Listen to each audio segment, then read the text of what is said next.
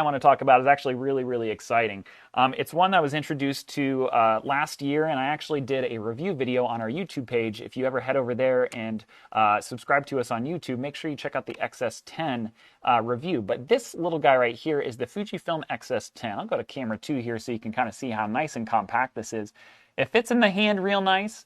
It's got a nice deep grip to it, which I really, really like. So you're not going to be struggling to find that shallow grip like where you would in some entry-level mirrorless cameras. So I really, really like what Fuji's done here with the grip.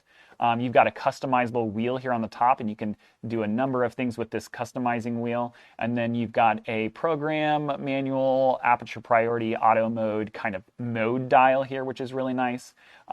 This is one of the few Fujifilm cameras, my apologies, that does have a pop-up flash in it. So there is a pop-up flash in this guy. Other Fujifilm cameras will come with a small flash that you can attach to the hot shoe, but this one has a nice little compact pop-up flash, which is really nice if you need that extra boost of light. The other nice thing that I like about the X-S10 is that it does have a fully articulating screen. So as where some cameras might have just kind of a tilty flippy screen, this one actually has a screen that can come out, act as a self-monitor if you're doing any vlogging. Like so, or if you need to like get a unique angle, you've got that ability with the LCD screen, which is really, really nice. Are the film effects reversible, Josh asks. Yes, if you shoot RAW, that is correct.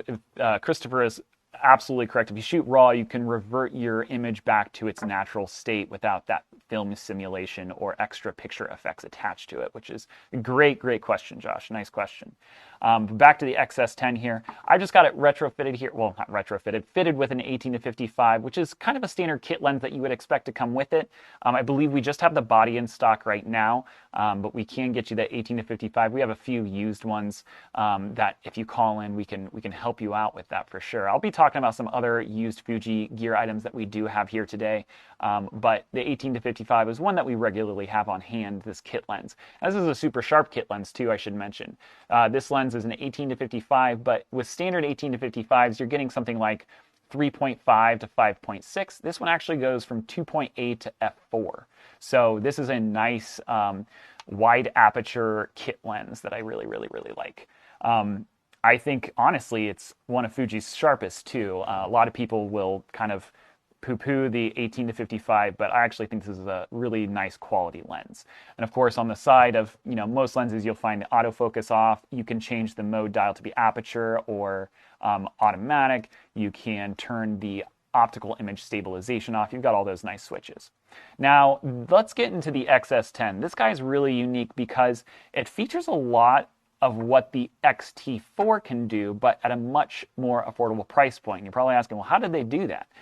Well, right off the bat, I'll tell you. So it's got an image stabilized sensor. That means it's in-body stabilized. So that sensor inside actually has stabilization, which means that every lens that you put on here is going to be stabilized.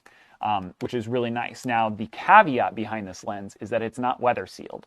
And that's, if you're not concerned about weather sealing and you're looking to save a few dollars, the X-S10 is where to go. I really, really liked using this camera. It even does 4K video. So if you're looking at capturing some moving pictures during a vacation or at a family gathering, it's going to take excellent, excellent video quality. It even does some I believe it does 1080 at 120 frames per second, which allows you to do slow motion video, which is really, really cool. I did some of that in the YouTube review that I did for the X-S10. So this is a great, great little camera. If you're looking at picking up a mirrorless body under $1,000 that does 4K video and has awesome resolution and is in-body image stabilization, Christopher's telling me up to 6 stops, which is just absolutely nutty. I'm not sure if you can get any more stops with an image stabilized lens. That's a question for him. But this is a great camera if you're looking at starting off with Fuji or you're looking at buying somebody a camera who is looking to get into photography. This is the way to go for sure. Nice compact, great grip, perfect price point, amazing resolution, flipping screen. I mean, the film simulations, you cannot go wrong here. So that is the X-S10.